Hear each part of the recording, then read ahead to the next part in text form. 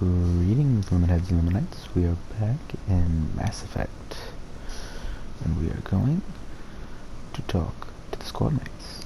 Command, how are you? You and C-Sec. Why did you want to be a C-Sec officer in the first place? That's a good question. There were several reasons, I guess. Like what? Probably the same as most officers. I wanted to fight injustice, wanted to help people. I guess my father had something to do with it, too. He was C-Sec, one of the best. I grew up hearing about his accomplishments or seeing his picture on vids after a big arrest. He's taking my resignation pretty hard. I mean, I can understand. That's tough.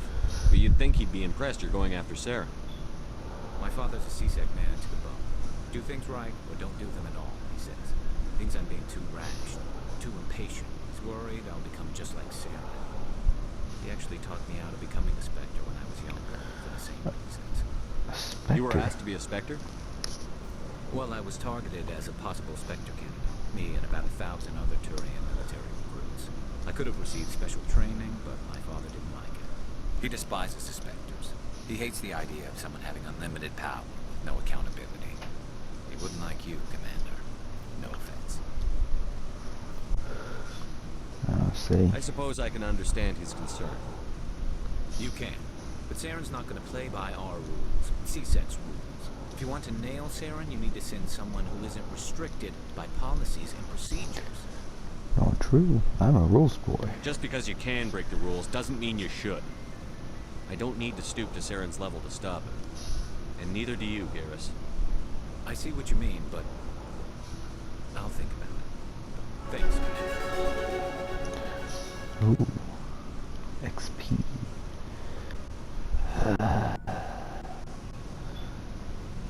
Racist. Commander, you have a minute to talk? Of course. I keep an open door policy. If you have any concerns, lay them on. All right. I know things are different aboard the Normandy, but I'm concerned about the aliens, Vicarian and Rex. With all due respect, Commander, should they have full access to the ship? Because they're not Alliance? They may not serve the Alliance, Chief, but they're allies.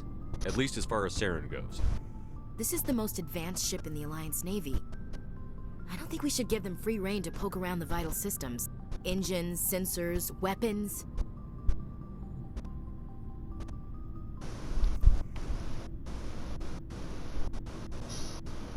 That's enough, Chief. You always second-guess your superiors? Sir! No, sir. I'm sorry, I was out of line.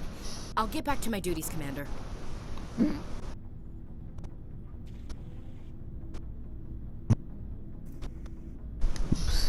Commander? What's your opinion on the last mission? Not sure I buy Dr. Tassoni's story about her and her mom not talking. They're family, right? I mean, I believe her. I think she's being straight with us. Or at least, I don't think she lies very often. Yeah, she's probably really bad at it. That I agree Want me with. to ask her about her sex life? Might be illuminating. So, in the fanfic I'm writing with this, her and Liara get together.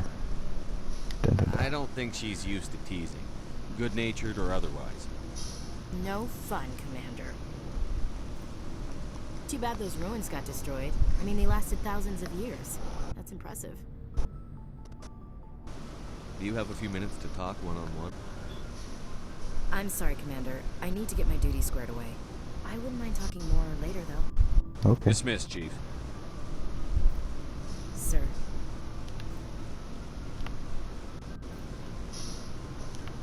I feel a bit great. So, we've got Saren on the run. Yes, we do. It won't be long now. Saren's good, but I'm better. Good. He's rotten.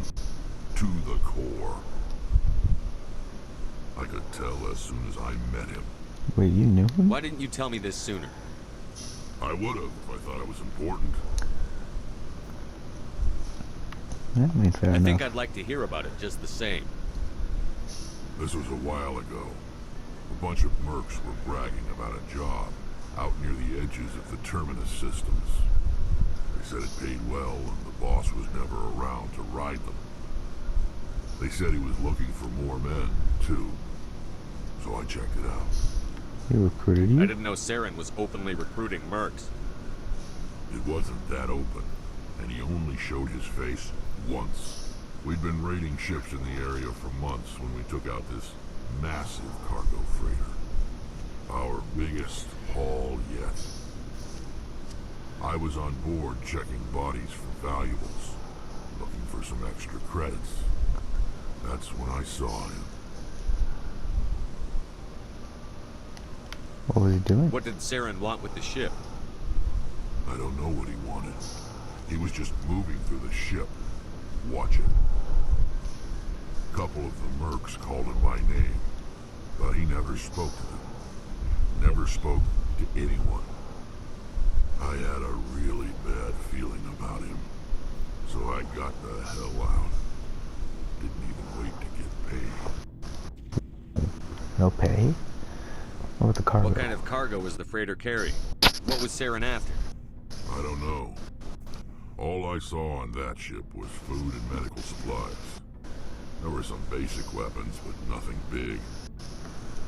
If there was anything of value on that ship, I didn't see it. That's why I didn't mention it sooner. Whose ship was it? There was a Volus trading vessel. Big one. Lots of guards. But they were no match for us. That's it? That's the only time you saw him? Yeah. Didn't even know who he was. Still wouldn't if I hadn't joined up with you. But my instincts were right. Every other merc on that mission turned up dead within a week. Every damn one. Genophage. What can you tell me about the genophage? Ask the Solarians if you want details. They made it. All I know, it makes breeding nearly impossible. Thousands die in stillbirth, and most never get that far. Every Krogan is infected. Every one. And no one's rushing to find a cure. Why don't the Krogan try to find a cure? When was the last time you saw a Krogan scientist? You ask a Krogan, would he rather find a cure for the genophage or fight for credits? He'll choose fighting every time. It's just who we are, Shepard. I can't change that. Nobody can. That makes sense. Are your people really dying? We're sure not getting any stronger. We're too spread out. None of us are interested in staying in our own system. So... Lots of species have left their homes and prospered. But they go to colonize new worlds. We're not settlers. We're warriors. We want to fight.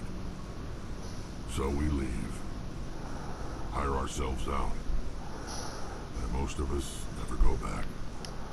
I see. So long, Rex. Shepard. My boy Rex. Rexologist. Rex a million.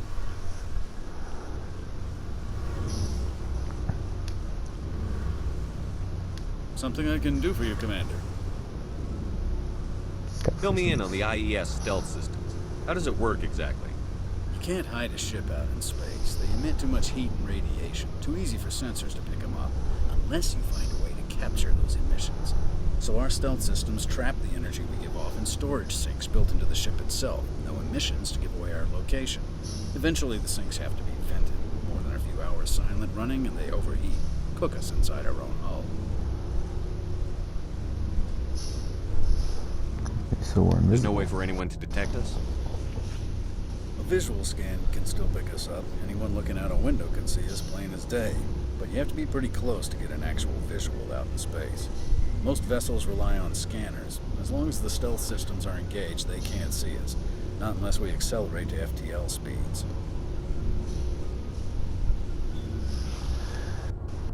Why doesn't it work with faster than light travel? Cranking up the FTL blue shifts our emissions, pushes them into frequencies too high to capture in the sinks. As soon as we make the jump, it's like setting off a flare. The sensors can pick up our location whenever we enter or exit FTL flight, but for short-range missions, our stealth systems are amazing, and we've got the only one. For now. I Normandy. want to know more about the Normandy. She's the best ship I've ever served on, probably the fastest vessel ever designed. She's the only one using the new Tantalus drive core. Drive core. What's so special about the Tantalus drive core? Proportionally, it's about twice the size of any other vessel. Not only are we faster, we can run at FTL speeds longer before we have to discharge the core.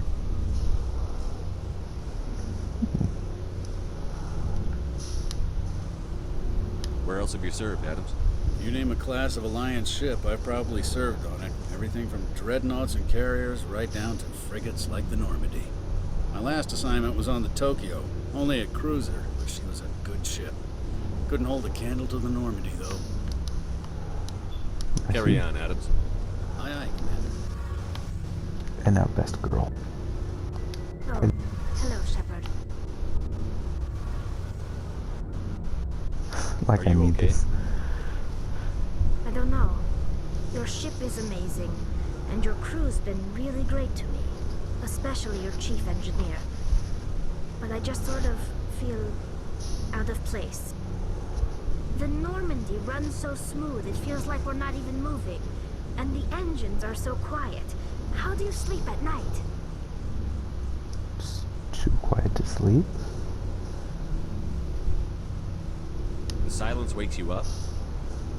Back on the flotilla, the last thing you want to hear is silence. It means an engine's died or an air filter shut down. I guess you don't have to worry about that here. But old habits die hard. But it's more than just the silence. This ship feels so empty. It's like half the crew is missing. Back home, I couldn't wait to go on my pilgrimage. I couldn't wait to get away from the crowds. Now that I'm out here, I kind of miss them. You're homesick. Sometimes we don't appreciate what we have until it's gone. That's true. I'm starting to wonder if that's what the pilgrimage is really about. It's given me a whole new perspective on my people and our culture. You know, there's always a few who go on their pilgrimages and never return. I always assumed something bad happened to them. But maybe they just wanted a different life. But you're going You do back. plan to return to the migrant fleet, right? I could never abandon my people, Shepard. I will go back eventually. But we have to stop Saren first. Otherwise, I might not have a home to go back to. Don't look to corner. Tell me about your people. Our lives aren't easy. Resources are scarce, and we are constantly on the move. Everything we do must in some way contribute to the continuation of the migrant fleet. There are 17 million Quarians in the flotilla, and each of us relies on the others for survival. The bonds among my people are strong.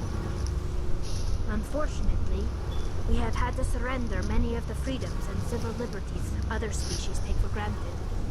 Like? What kind of freedoms? Well, it's illegal for parents to have more than one child. If our population grows too much, I wonder it where would they got that strain our policy resources from. to their breaking point.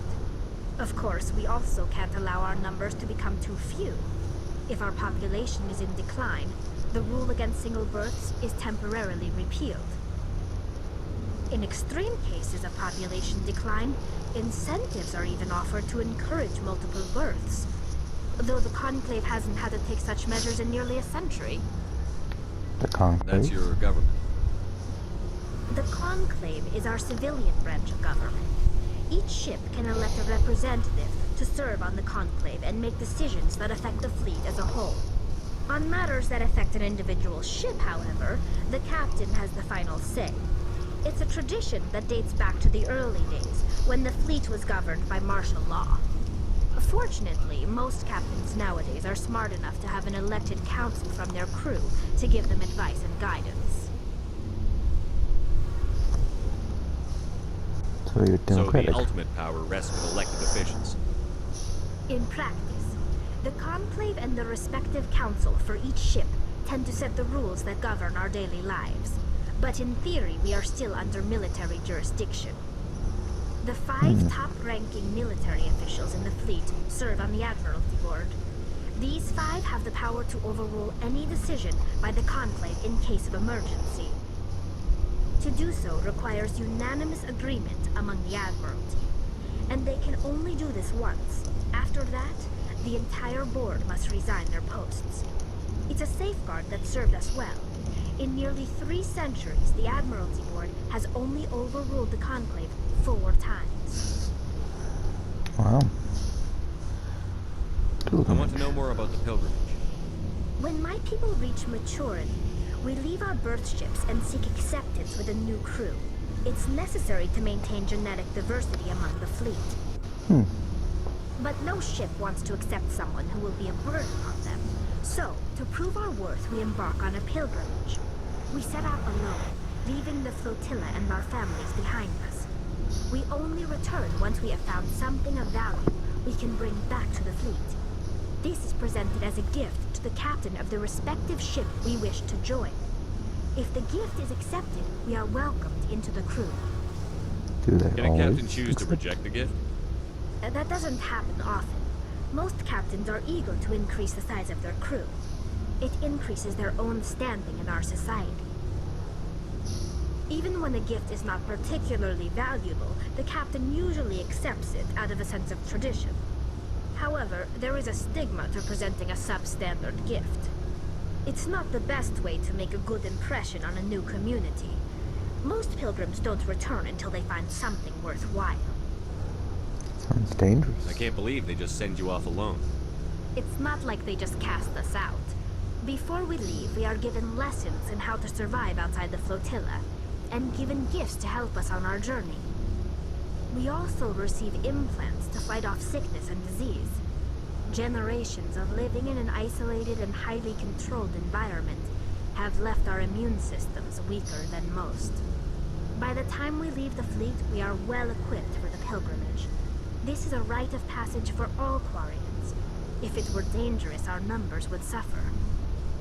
Virtually every pilgrimage ends with a triumphant return and the ritual presentation of the gift to one of the fleet's captains. Interesting. I want to talk about something else. Like what? The get. I want to know more about the get. I doubt I can tell you anything you don't already know. It's been almost 3 centuries since they drove my people into exile. All I know is the story of their origins, what they were when we created them, and how they turned on us.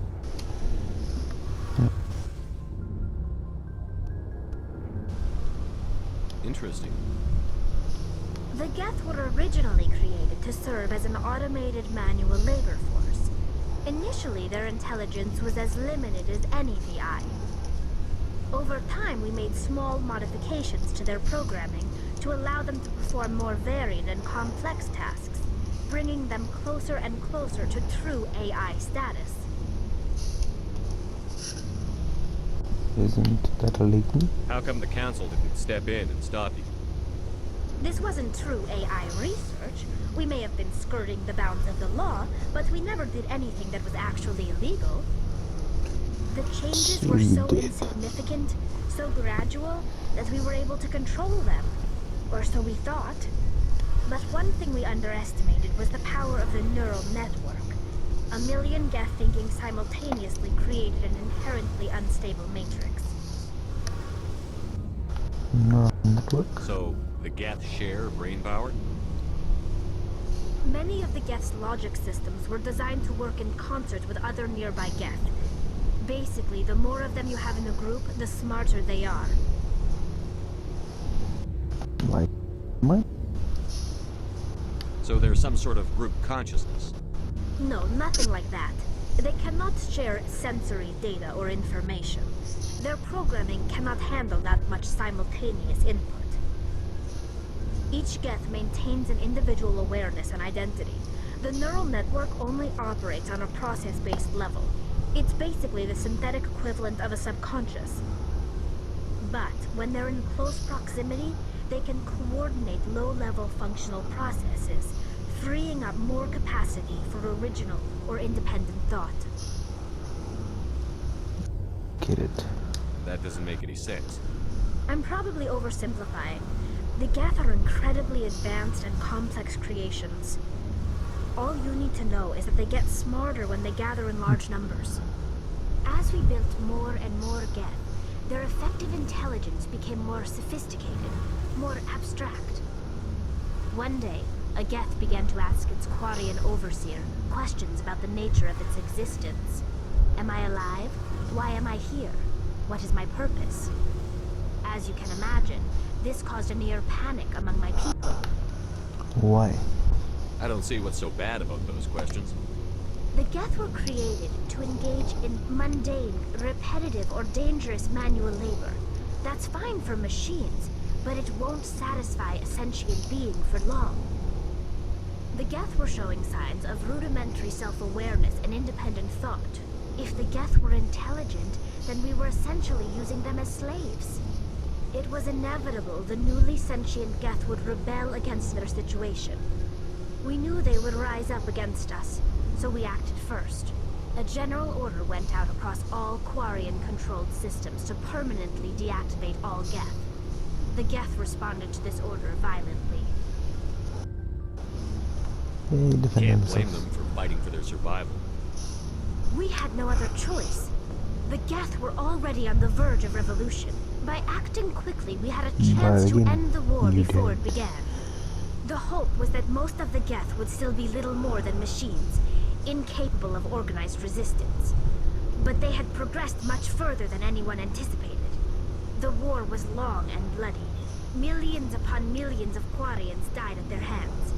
In the end, we were forced to flee our own homeworld. We feared the Geth would pursue us, but they never came beyond the veil. Now we drift through space, exiled, searching for a way to reclaim what was once ours.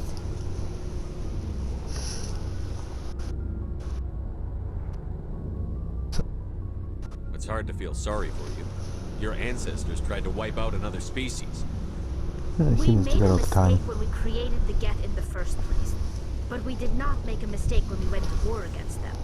If we had not acted, they would have wiped us out. They're a synthetic life form. They have no use for organics. None. Why do you think they cut themselves off from the rest of the galaxy? Why do you think they've killed every organic being who's ever tried to contact them? They didn't kill Saren. What does that tell you? The Geth are not innocent victims in all this. They're Yet. the enemy. They want to destroy us. Not just the Quarians. All organic life. That's why they've joined up with Saren. And that's why we have to stop him.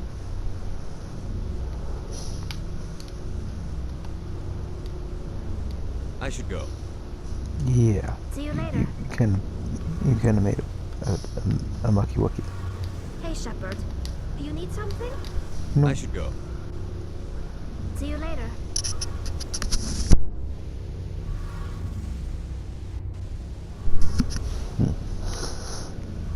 Had to sneeze.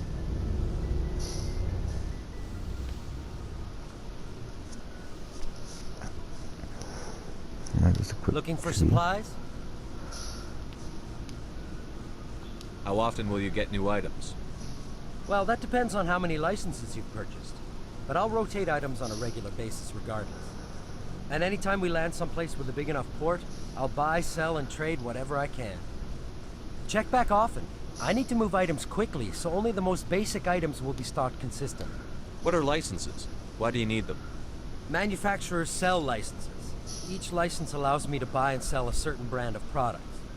I already have several basic ones, but you'll need to buy more if you want me to bring in different brands.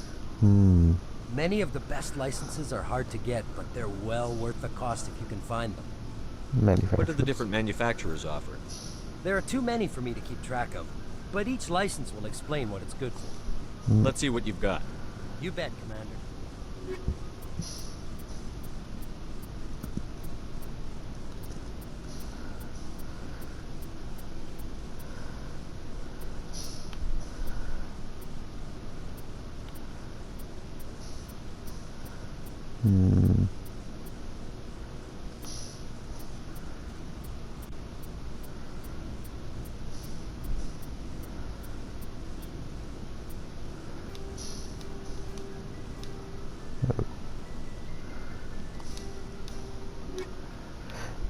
I wonder where he's selling the military technology I'm selling to him.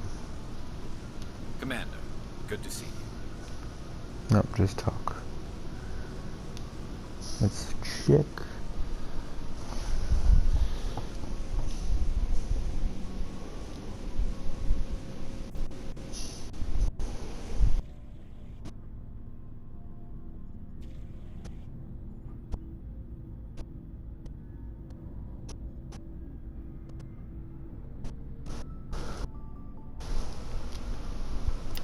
Journal.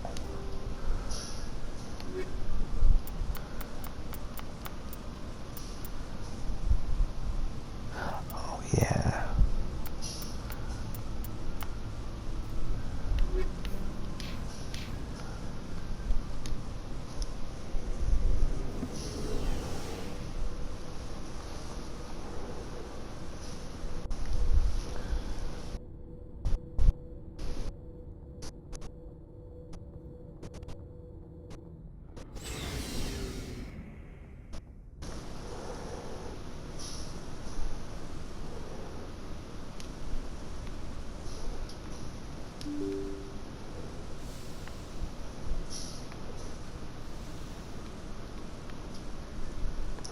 I need to talk to Joker.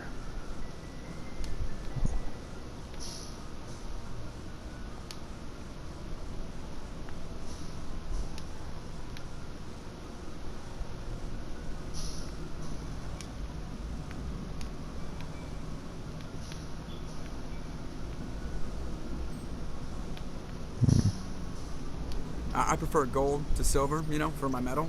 I figured you'd recommend me for one since I pulled your boots out of the fire. You sure you want that? If we present you with a medal, you'll end up sitting on stage listening to politicians make speeches for a couple of hours. Fun. That's a good point. They'd probably make me shave, too. I spent the last 7 weeks working on this baby. No medal's worth that. So, Commander, why don't you tell me why you're really here? Huh? I just want to talk. I like to know my crew. Mind if I ask you a few questions? I can see where... You, top of my class in flight school, I earned that. All those Are you commendations... I can't have you on this ship if you're going to infect my crew. Infect the crew? Okay, I've got... Put the Normandy in my hands and I'll make her dance for you. Just don't ask me to get up and dance unless... I have to go. Alright, see ya. Joker. You were so underutilized in the first game. And back to Galaxy Map.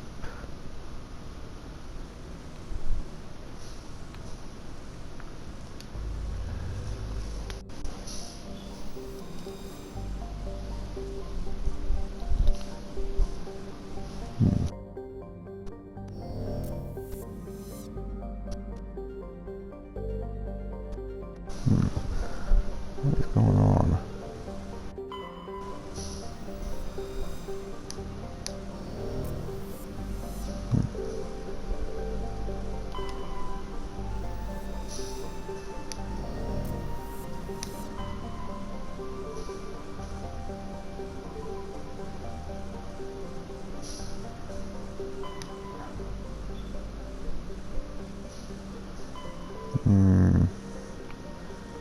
Asteroid mission. Hades Gamma. Voyager.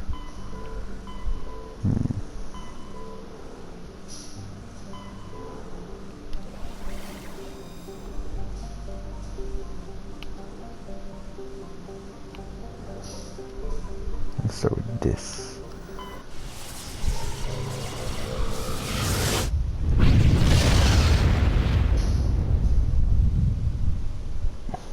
Message coming in.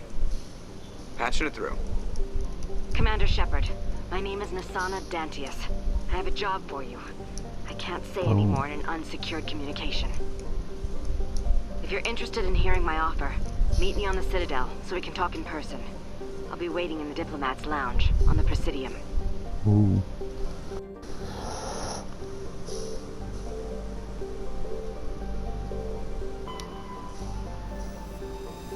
Nope.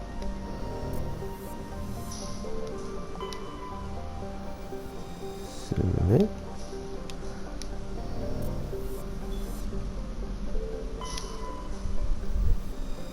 Ooh.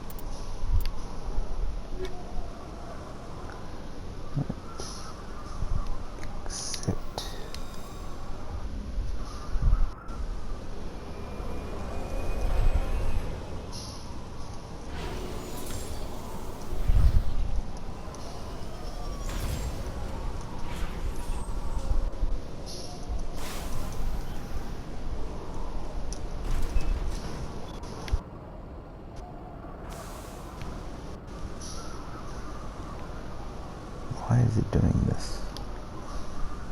Alright, map. Oh.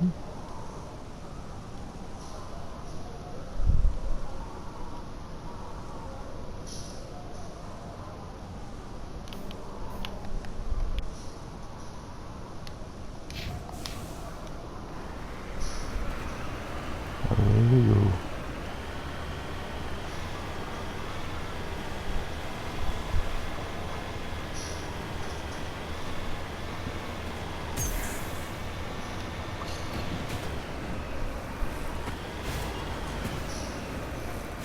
Ah, my Mako. My beautiful beast.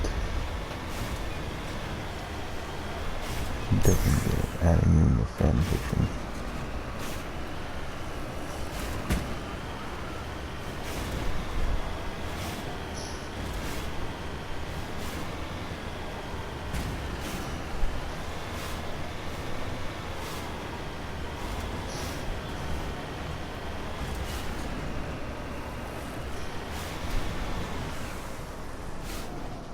Heading to position.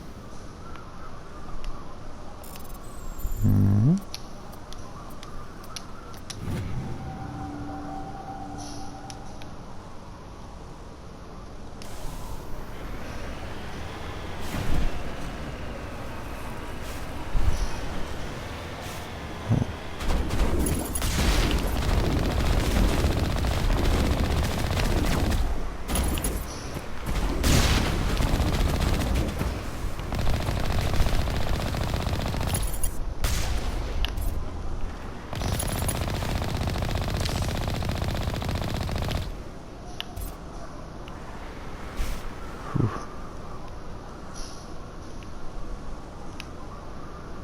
Stuff.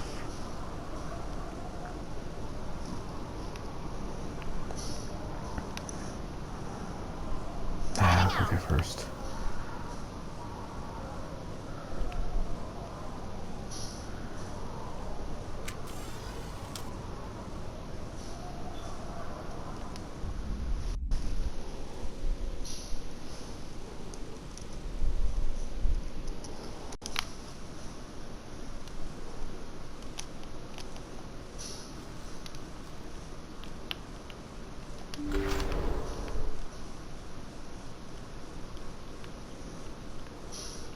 Hmm?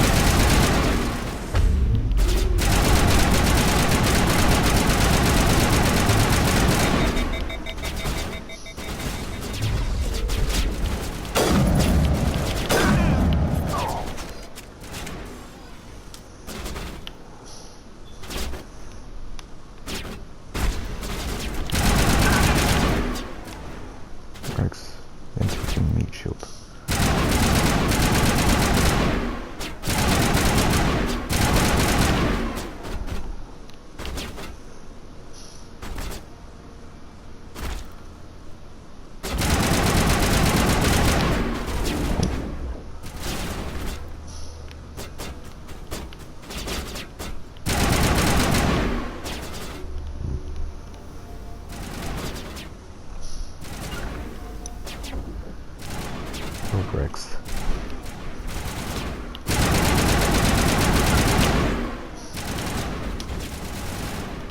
Shield down.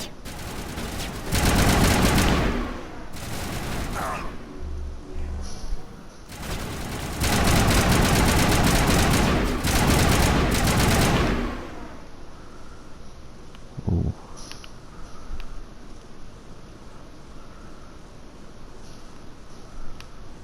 Oh.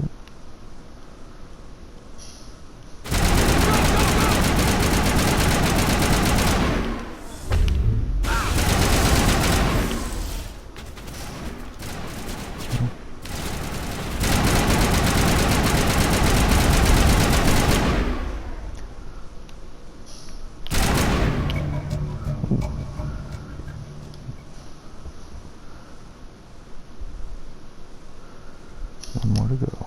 Oh, that's what this was tied to. It was Helena's crime boss.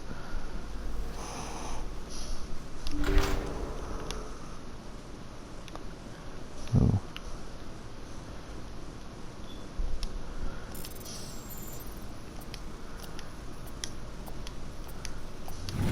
There we go. Loot. Loot. Not loot. Oops.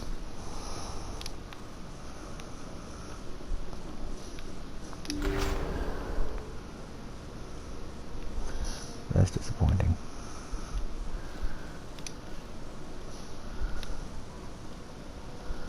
No loot.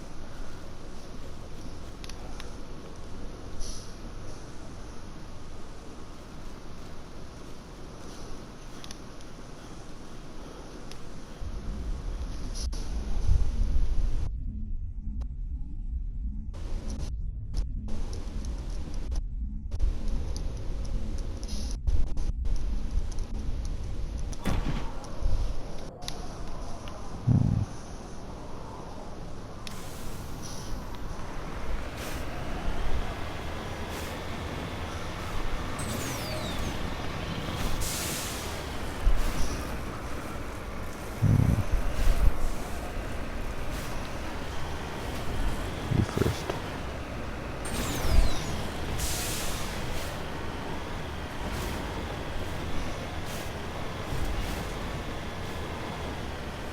Ooh.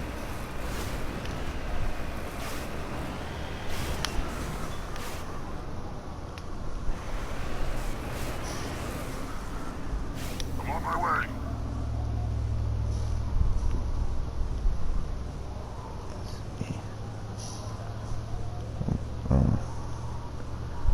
Rex.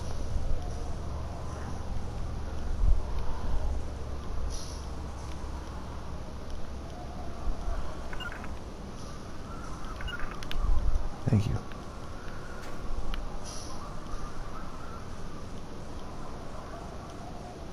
There we go.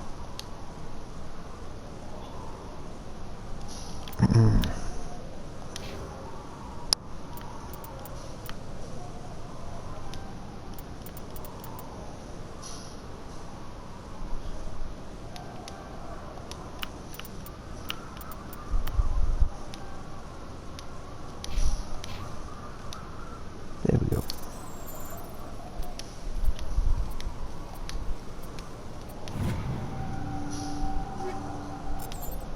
There we go.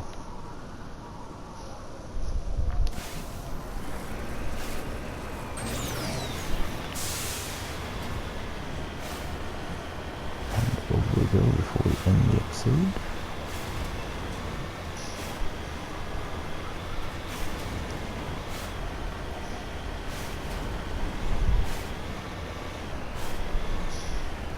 Okay.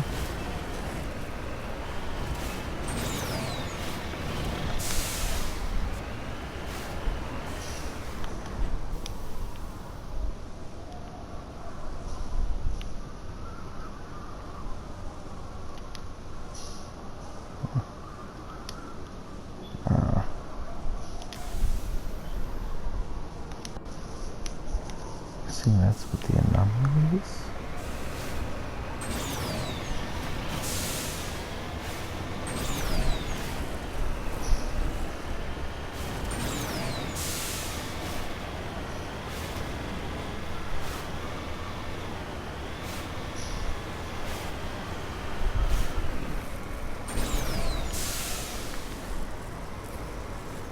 Come on, baby. I know you can do it. Don't let them haters hate.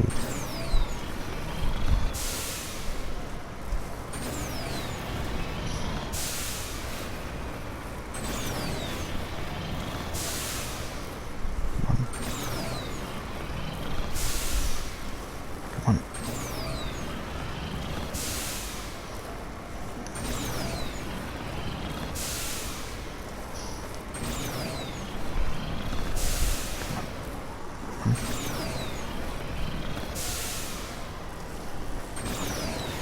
You can make it. Or not.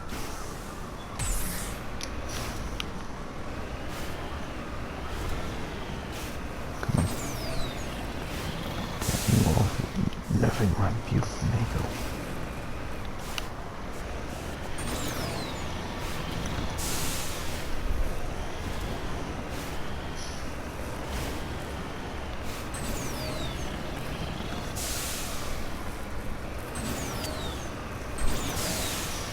There we go.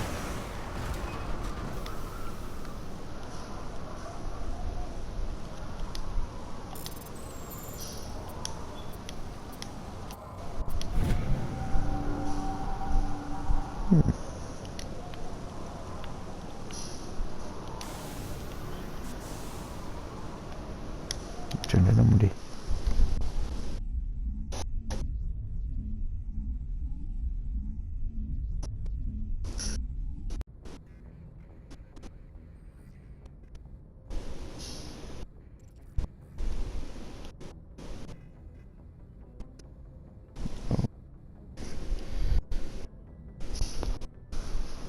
Alright, everyone. This has been the return of the Mass Effect playthrough, and it's been a pleasure playing with you all. Good night, and sweet dreams.